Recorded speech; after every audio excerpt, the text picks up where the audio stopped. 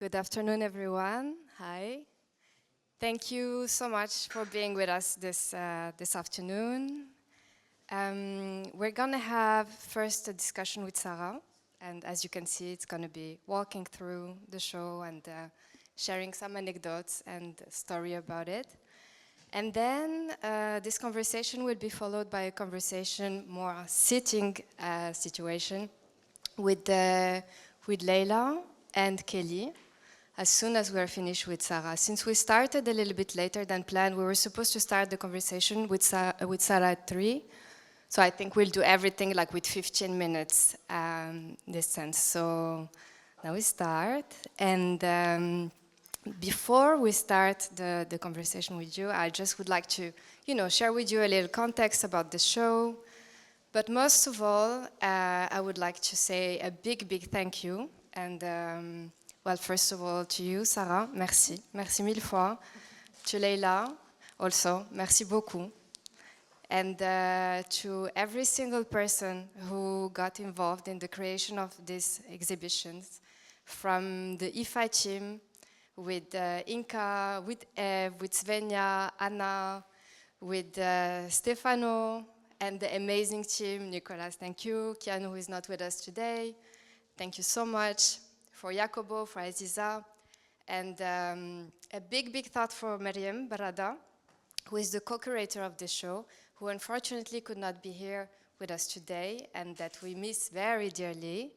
Voilà, we think a lot about her today, and she will be more doing the second part of this exhibition that is taking place in Marrakech. So. Now, a bit more of info on that, and then I promise we'll start the conversation. The show here is thought as it's a two-folded approach to what is happening with this collaboration between artist and artisan. How we experiment that, how do we approach that? And here, it's more the process of it, and how you will be sharing with us the questions that are connected to that. This is the mapping that we will be going through. And in Marrakech, it is the second part of this exhibition that is born from this process of thinking and making with artisan communities. When we thought about the process here and the mapping the journey, there is something that is very strong in Sara's approach, is this deconstruction of the relation and trying to understand the relationship with the artisan, but also this deconstruction of the vocabulary, the alphabet that you have created. And it is also one of the pieces that we see here. And we're going to speak a little bit more about it later. But this part of the deconstruction of the alphabet, when I met with Leila 1 year ago, and she was sharing her practice, which is coming from more sonic background, she had the similar approach of the deconstruction of the alphabet. So we said, why not here, making this experimentation of conversation between Sara and Leila, which is what you have in the room. Well, now you can't hear it so much, it's in the background, but you have the soundscape and the sound installation of Leila, that you're going to share a little bit more about it later, and then that you can experience at the end of your talk with Kelly. Kelly, thank you so much. Long-term partner in crime from Savi, being with us this afternoon for the conversation with Leila. We're very happy to have you with us. Merci. So, Sara, Thank you. Tu es prête? Oui. Merci. So let's start maybe by talking about the title of the work. The display, it's not like an uncommon choice for that. Why did you want it to call the exhibition display? First of all, we can say that it's Meriem who chose the name display. She found it, actually, it was a very good choice, because I used to be plus près. I used to be a visual merchandiser, like a designer for the fashion industry. So I used to make displays This is how I've made money, and this is how I could finance my own practice, actually, by making displays for luxury brands. And when I discussed that with you and Meriem, when we discussed my background, how I did everything 10 years ago, it became, I think it was like obvious. It was completely obvious for you to think this particular moment of my practice as displays, as display for the craft people or craft community I'm collaborating with. And for this particular moment, we thought about me creating displays for them. So it works perfectly regarding my own history and the relation I want to have with them now. And on you creating displays with them, because we were looking in the classical approach that most of the time the artist is commissioning work to an artisan or artisan family and communities. And Sara has been working for more than 10 years with different families. We will go through the history of each one of them later. But the question that you raised was, what about we put it the other way around? Yes, there is this classical approach of an artist commissioning an artisan. What happens when the artisan commissions the artist? And that's what we've been trying to experiment with this exhibition. And that's this point of collaboration, of commissioning and inverting the commission of the artist and the artisan that we've been trying to explore. And it's on 3 different levels. So the classical one, artist commissioning the artisan, conversation between the artist and the artisan, and then the artisan commissioning the artist. And with different type of artisanat. I will have a lot of French coming out. I'm really sorry. I've been speaking so much the whole time with Sara for years in French. It's very strange to be speaking with her in English. So if you have some French popping out, it's normal. But you see that here, this collaboration on very different kind of artisanat. You will have the one with the ceramic behind. You have the one with the jewelry behind you here.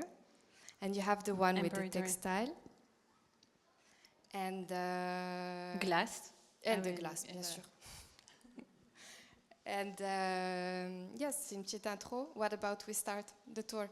Okay, so no, it's a nice introduction. So the purpose of this exhibition, it's not only the purpose of this exhibition, it's more like this moment of my practice, I would say. I needed somehow to not sum up, but to look at what we have done and to understand how we have done it and see what went well and what went wrong, or just understanding how it went actually, because 10 years in the thing or 10 years in the journey, you never really see what you've done. And in my studio, as you will see here, I always map all the research I do, because every project takes years. Most of the time it's about 5 years and it's still ongoing. So some of them are like 10 years long. And I need to map everything so I remember what I did a couple of years ago. And discussing with you, actually, we thought, okay, let's map the practice. If you map the research, let's map the practice as well. And I have had never seen my practice all together in the same place. It's always fragmented. And so here it's quite a nice exercise for me as the artist. It's a nice thing. And I needed that, so that's why it exists, first of all. And secondly, I really needed to ask the good question about my practice after 10 years, because I need to move forward, and sometimes, of course, I never know how. And most of the time when I've done all you're gonna see, like sometimes it's more than hundreds of objects produced with them in different level of collaboration. As Alya said, I've experimented different level of collaboration during all those years. And at some point, you really need to take a step back and see how you can move forward. So that's what I'm doing actually now. And one of the way to continue was clear to me. It was to reverse the relation I always had with them. I think it's like not fantasize, but I always wanted them, and it's everywhere. It's written everywhere if you read. But at the beginning of each relationship, each relation I have with the craft community, I want them at some point to be able to create their own objects, to be able to emancipate, to be able to be autonomous, to be able to find answers to their local issues if they don't have an economy, if the geography is complex, many other problems exist. So I always dreamed about them finding a way to create a new type of object, more in relation with what they really want to do, get rid of this, because tradition can be heavy, touristic economy can be heavy, and in 10 years it happened, but very, very slowly. So here, as an accelerator, we asked all the 5 craft community I've been working with for the longest, I would say, like ceramic, glass, embroidery, jewelry. We asked them to create anything they wanted. And I told them that I will put whatever they do in a display that I will create. So when did we ask them? It was a year ago, I think now. 2 years ago. And it's very interesting because you're going to see all in the walls that the answers are completely different. Some of them did play the game and were very happy, like the ceramic lady, Fuzia. She has it, she has a lot of imagination, and after 10 years of exercises together, she's at the point where she was able to create her own collection, completely different from anything you could find in Marrakech, which is great. Some of them, as the sun jewelers, they did not want to do anything. Some of the kids were like, no, I'm really happy with commissions. And so that's what we are discussing, is that sometimes I fantasize things and it does not exist. And sometimes I do not think about some things and they exist. And that's what I think is collaborating. It's this very long conversation with someone and finding together these right places where we move forward together, and that's what you're gonna see on every wall. And you will see the displays and the answers of each craft family or community or person in Marrakech in the show.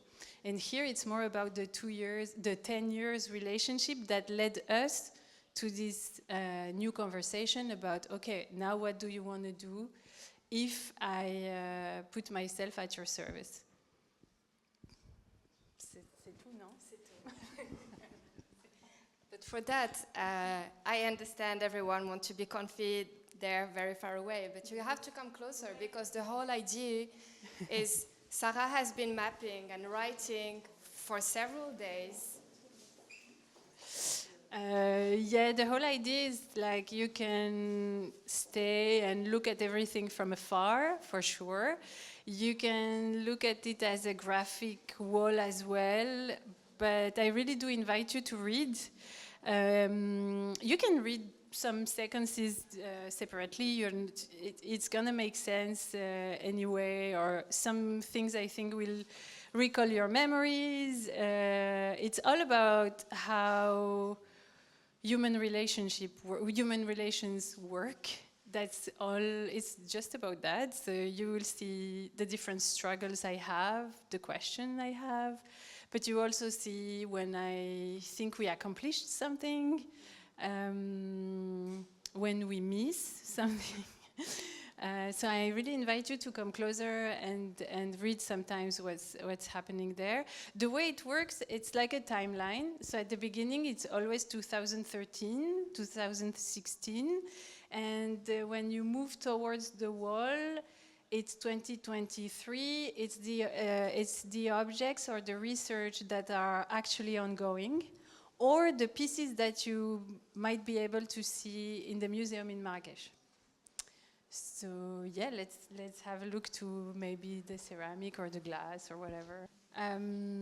So this part is probably one of the most important. Right after, so here you have my, I don't know, the very beginning of everything, which is most of the time my family. And then from my family, I continue here with one of the very first material I encounter and very first time I did something actually. And during this time, I was indeed doing displays for a luxury brand. And at the same time, I left Paris for Morocco for a couple of months in Marrakech, in an art residency called 𝗗𝗶𝘀𝗽𝗆. And for the very first time in my life after art school, someone was giving me a studio. I'm laughing because I didn't know what to do with a studio back then. It was very strange to me. I'm not coming from an art background. I'm an industrial designer. So to me, it was really, really something new and strange.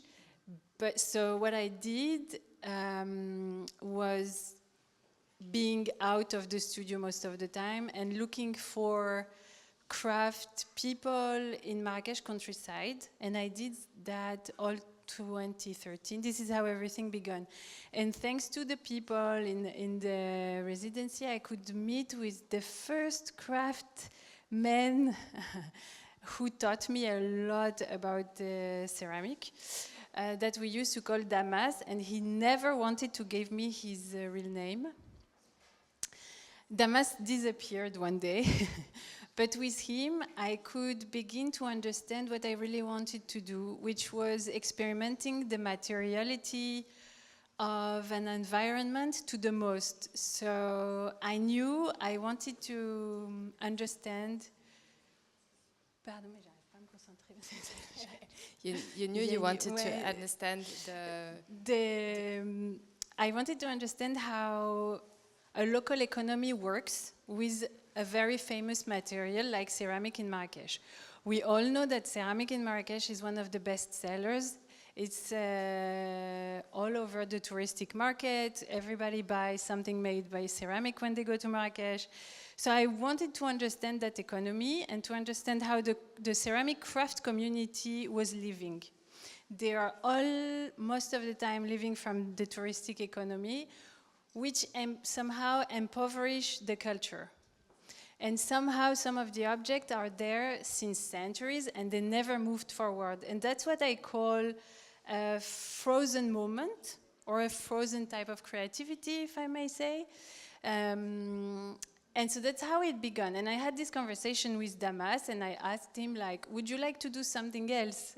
Do you want to, I don't know, do you want to innovate? Do you want to create? Do you want to learn some new techniques? How do we learn together?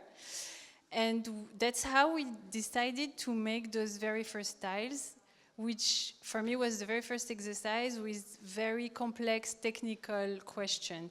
A tile with different depth and hand sculpted and fired in local wood firing or gas firing and using local clay.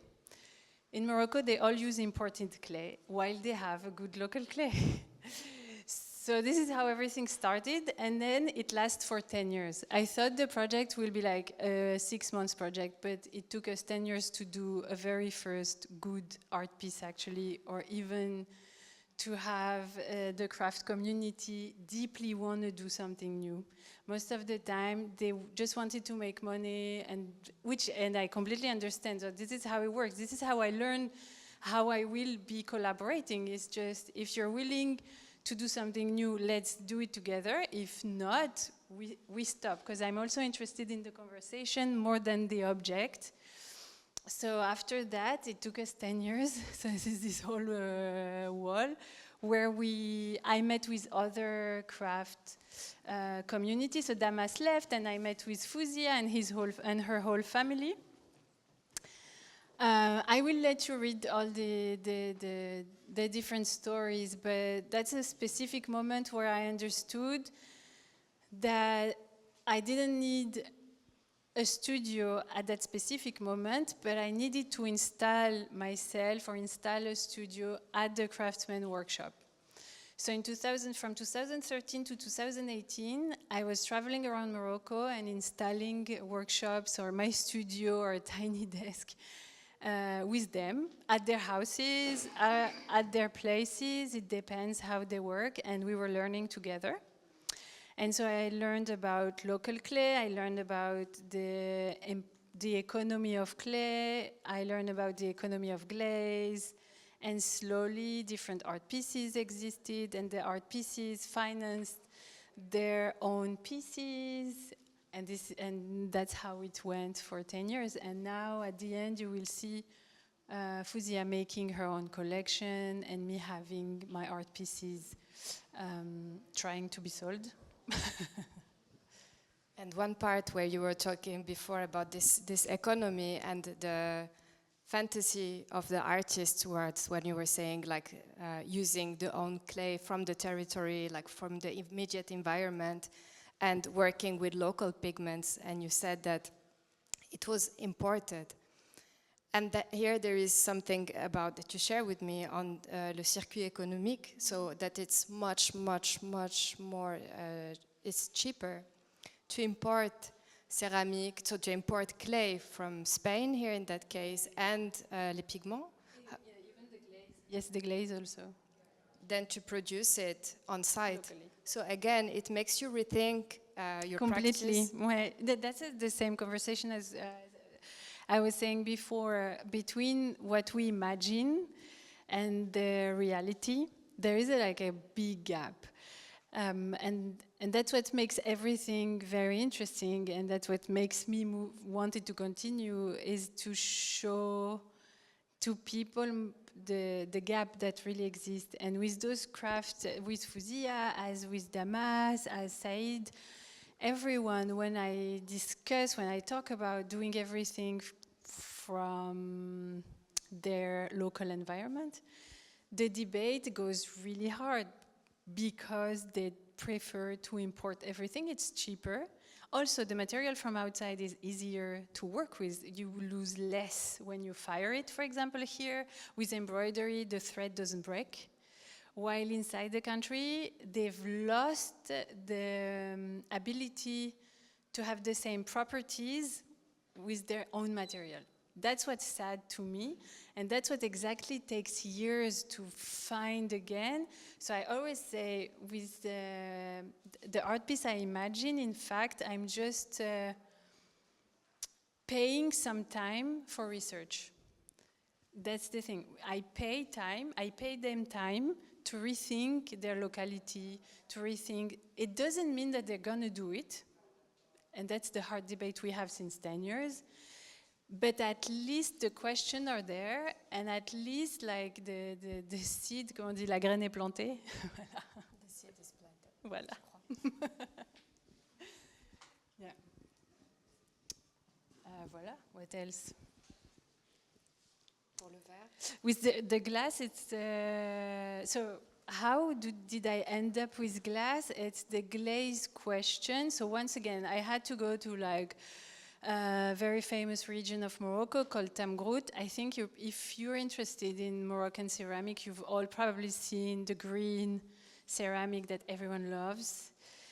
That comes from a region called 𝗗𝗶𝘀𝗽𝗆, and it's a very traditional one. So I went there to try to convince Fouzia to use local glaze, but she didn't want. She still doesn't want to. So she's using those type of colors, and I understand why. It's pop, it's cool. I mean, makes sense. So that's what she's using. But this trial made me think about glaze in Morocco. Like, what can we find naturally? What about the glass? What about the oxides in Morocco? And that's how most of my research begins, is with those tiny questions or tiny thread, and then you just pull it and it's a whole story. So then I met with different type of people, researcher, craft communities,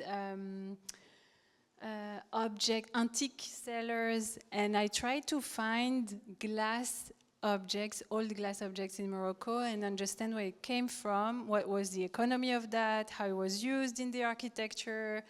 And from that, I began to find all the windows and to find back a road where glass completely disappeared in Morocco. It doesn't exist. I couldn't find any a lot of craft people using that material. And so we decided to begin with stained glass, and this is how it works. And then I just meet with different craft women in France to teach me the stained glass in Europe. I met with researchers in London, everywhere, to find again how we used to make glass in North Africa.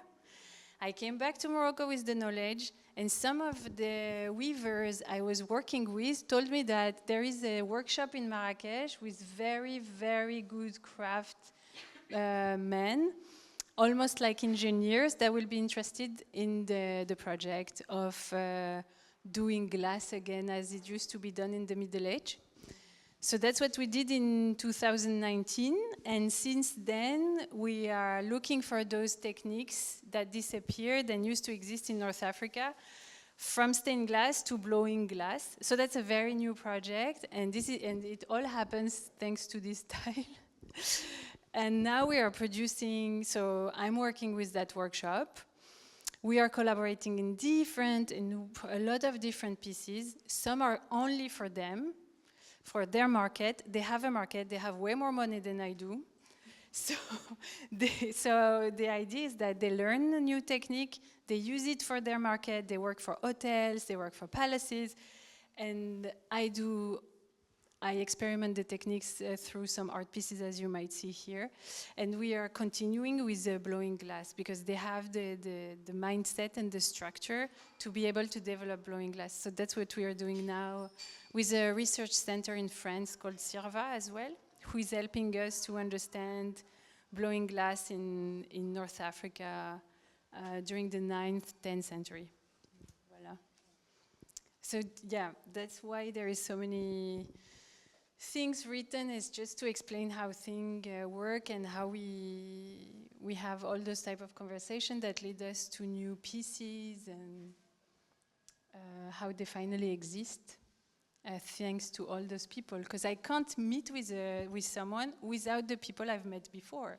That's also a thing. That's also something very important. Voilà. And so here, this part, je te laisse respirer un peu. Ouais, vas-y, toi. So here, this part, I'm just repeating what you told me. It's a color test that are based from the colors from the Medina.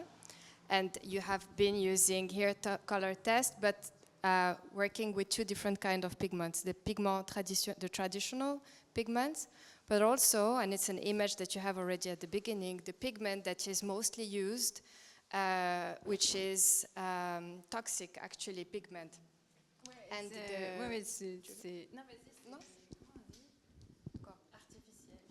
Artificial? Most of the French words are the same in English. If you say that with the smile, it always works. And then people say, oh, it's cute. And then it's the good. No, but it's this question that you asked, like, I also want to make the connection with the picture that you have at the beginning, with the artificial pigment and the traditional pigments. And here, with the artificial pigments, there is the toxicity of them, but there is also at the same time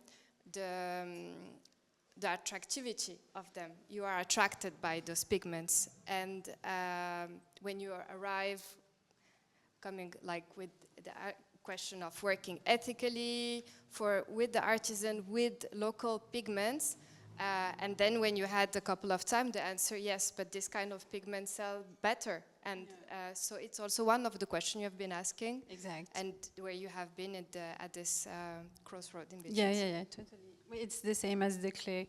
The same question of, we all want to weave with natural pigment, we all want to paint with natural pigment, but then once in the field, the story are completely different. And the question appeared because I was living in Rabat, but at the time of those color question, and there were no art supply store where I could afford painting. It's so expensive in Morocco, it's crazy.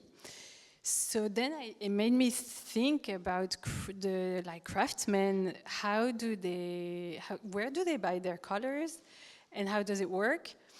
And so I decided to make paintings, as you see there and here, with whatever I could find in the Medina. The Medina is the market for weavers, any type of dyeing. So I went there and I thought I would find natural pigments, and I found the complete opposite, but very attractive and beautiful colors, that's for sure. And now if you go into the mountains and you see the weavers, you will see very beautiful carpet with like flashy colors. It's those pigments. So since that moment, I have this conversation with every craft community I'm working with about color. Even in Tunisia, that's the blue hands, the picture of the blue hands you see at the beginning. Because even in Tunisia, in the middle of the Nefta desert, in the oasis where there is the plants, where they can do their own pigment, they import pigment from the outside and they use artificial one. It's exactly the same thing that's happening here, less expensive, easier to work with. And now we have this huge issue of water. Everywhere there is no more water. Doing natural dyeing, it's a lot of water. So no one wants to do a workshop with it. So it's almost for rich people to be able to use nice material. And that's the thing I'm trying.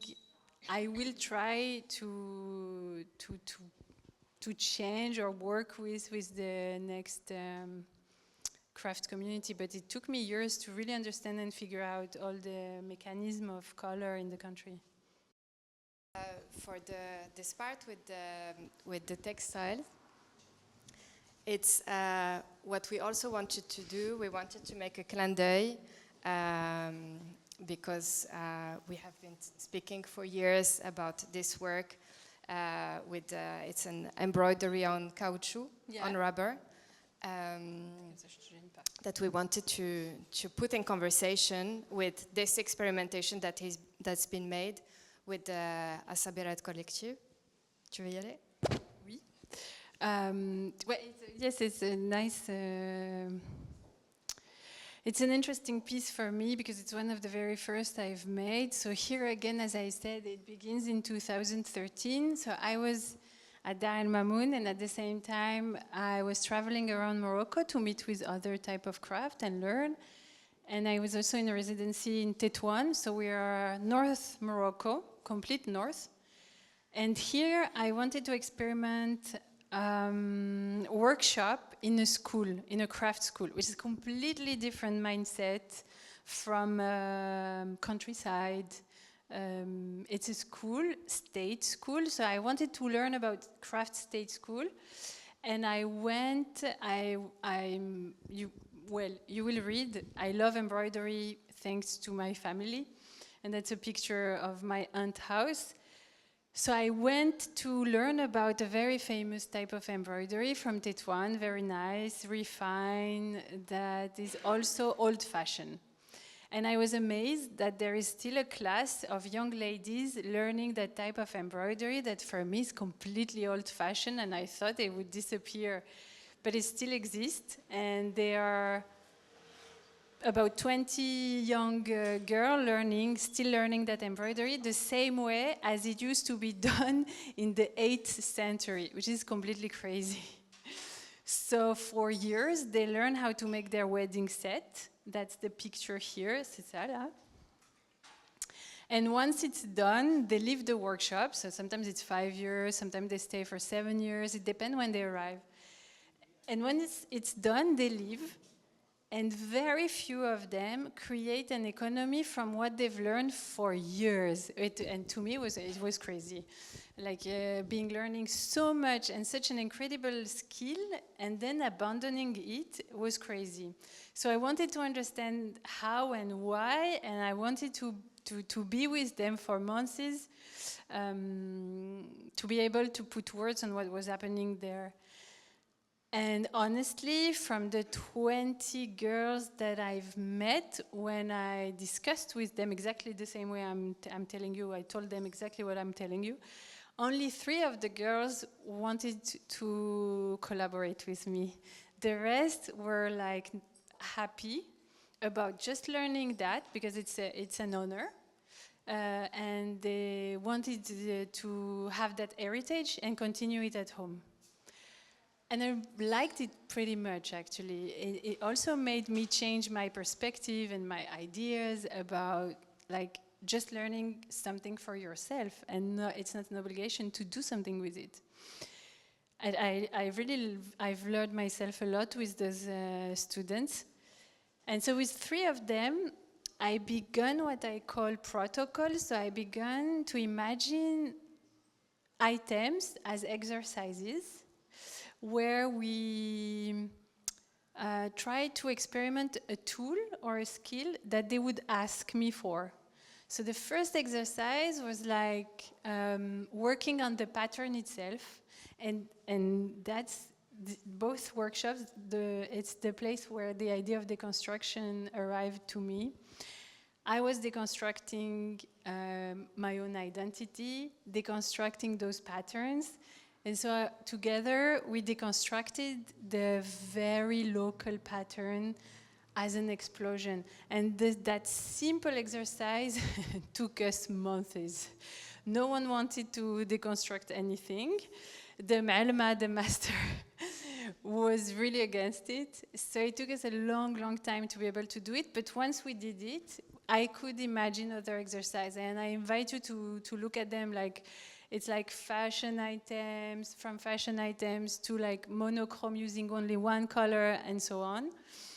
And at some point during the years, I thought about, one of the students asked me about learning the machine. We are discussing a lot about hand making, natural, etc., etc. But at some point, young generation wants to learn machine softwares. And that's also completely normal, as I do. I want to be able to do 3D models, and they're the same. So because the master, the class, even the director of the school was against the machine, I had to find a way to bring the knowledge at school. And that's how I met with rubber. And I thought, okay, the material is so tough that at some point they're gonna be in the obligation to say, we need the machine. And that's what happened. So the exercises can be tricky. But then one of the person we worked with was able to use a machine, and by selling the very first art pieces we did, we could finance the machine, we could finance the workshop, and she could have her own economy using the machine, and I could have my very first artwork. So that's, for me, it's like the real purpose of collaborating, I think. Voilà, for this part.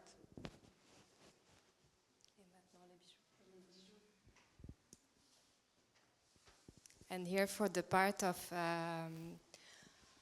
the jewelry, this is one part, and then later on you can see from outside The workshop. la vitrine. Jewelry happened later. The key moment, I think, is ceramic and embroidery, because that was the very first thing I've ever done. And then slowly, I met with different type of communities. In 2016, I was invited for Marrakech Biennale. And for the first time, I was commissioned, and I was asked for a material that I've never met before, which was the jewelry in Morocco. So it was a new way. I had to adapt my own way of working in a commission, so it's completely different. But at the same time, I managed to do exactly the same as I did before. I met with the family, and also the context is very different here. We have a school, we have the countryside, we have like engineers for glass. And here we are in Marrakech Medina, in really the heart of the city center. They have their workshop there, and it's typical Marrakech. Like you have the shop, well, you will see here, the shop, the desk of the father, the workshop, and so every tourist passing through can see him work, stop, buy something. And for me, it was a completely different context, but very, very interesting to dive in. And we are still working together, actually. We are still collaborating on many levels. So it's 2016. We did the pieces for the Biennale based on storytelling. And in the workshop, it's a whole family. It's the father with 3 sons. And we bonded a lot. We became a family, and I think it's thanks to the kids. It changed the whole dynamic to have kids around. And after the Biennale, I had no other commission for that type of material, right? So I was kind of sad because everything had to stop. I had no exhibition. I couldn't call them for anything. But they were sending me a lot of pictures. We were sharing like life things. And that's how I began also to understand that I could engage with them differently and just help them with whatever they wanted. So during COVID, it was the best time to do such a thing. They asked me to help them create their own collection. So we did one art piece, and from that art piece, we decided that we will develop something only for them, and I will never communicate about that. So I think it's one of the first time I'm showing what we did. They developed collection of jewelry, classic ones, and it helped during COVID. It helped them a lot, but it also helped the kids to understand that they could mix tradition with whatever they liked. And this idea of display also happened thanks to those kids who asked, and then they continued to ask me like, and now we want to learn 3D modeling, we want to learn business, we want to learn how to use an Instagram shop.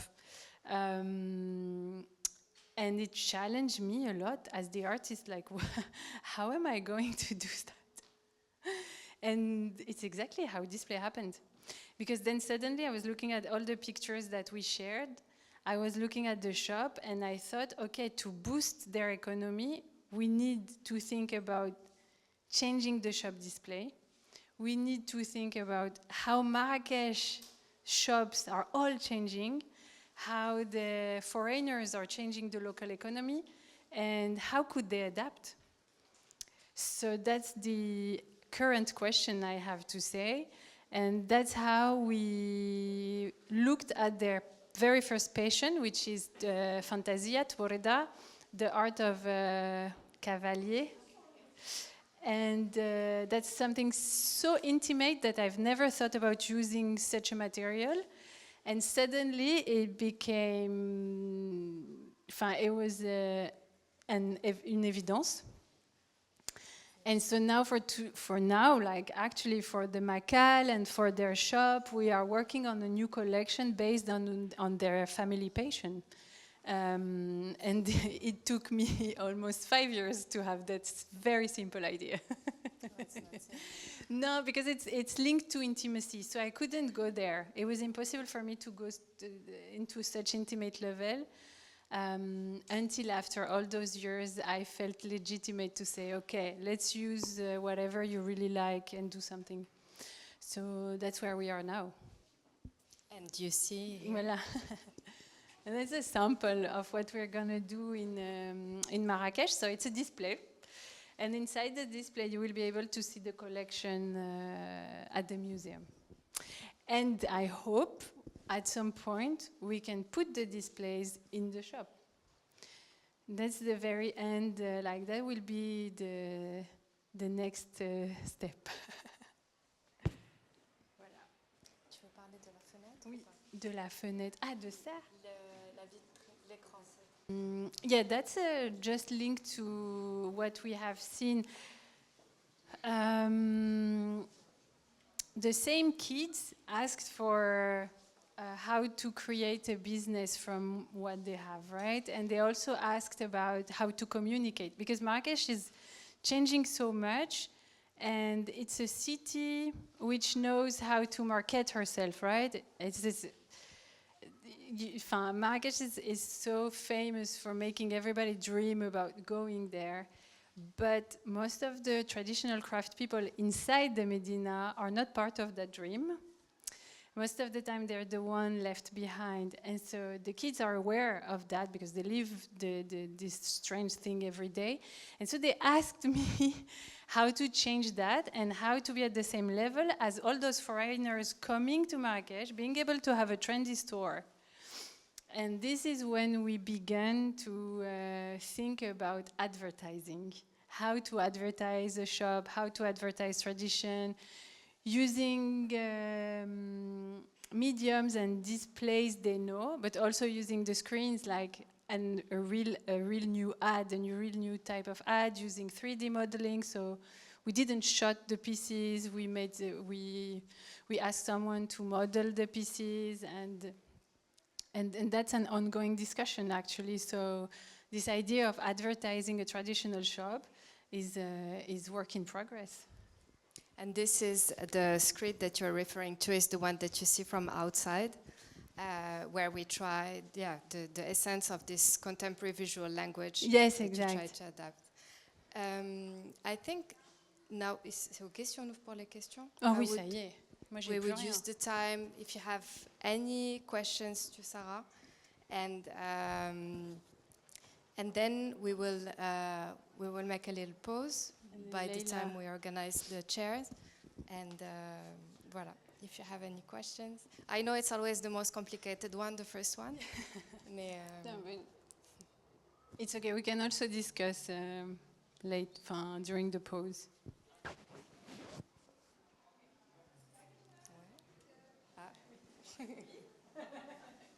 Oui? It's going to be complicated also because we talk more in French. I want to ask an unusual question even for me because I actually hate putting things into boxes. I don't like putting things into boxes, but I feel through the stories that you got us through, I would love to know your opinion. Do you feel like what you have done and what you're doing, the process, because there's no finality actually, there's no artwork. So do you feel this is like in the sense of activism? Is it a kind of performance process?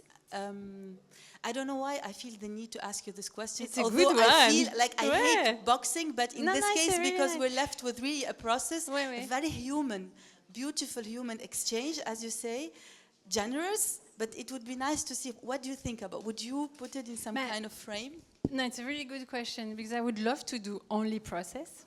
That would be my dream, but I can't. And so the finality are art pieces. At the end of each exercise or tiny part of a process, there is an art piece. I sell the art piece, and that's how the economy can go on, you know. But there is an art piece, and also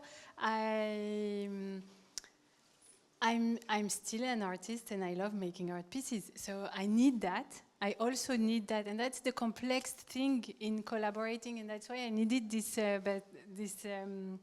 space to put everything down, because it's a very complex feeling. I love doing art pieces in my studio, but also with them together.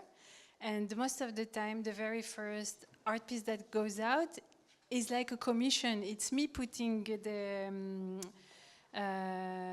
exercises together, of course fitting everything we discussed together, but it's me doing it, right? So the first art piece, I always say it's mine, and they don't recognize themselves in that. But we collect the money, we collect the visibility, so it makes the machine goes on. And then we can have the second level, you know, we can have another type of collaboration as not making any art piece and helping them. But that exists only thanks to the fact that the art pieces exist. But you see, that's mélangé, quoi. It all works together. But if it makes it crazy. But if I may ask, because my understanding, you're answering on the finality of it. You're asking also on the intention of the process. Yes. Yeah, yes. Oui. Yeah. I agree. But there is a sentence here that's explaining it quite well at 𝗗𝗶𝘀𝗽𝗆 who says it's an act of resistance. And I always say it's douce, soft. It's a soft resistance. I think that's what I'm doing. And it's, well, there is a sentence there that explains it quite well, mais c'est ça. But thank you, it's a very good question.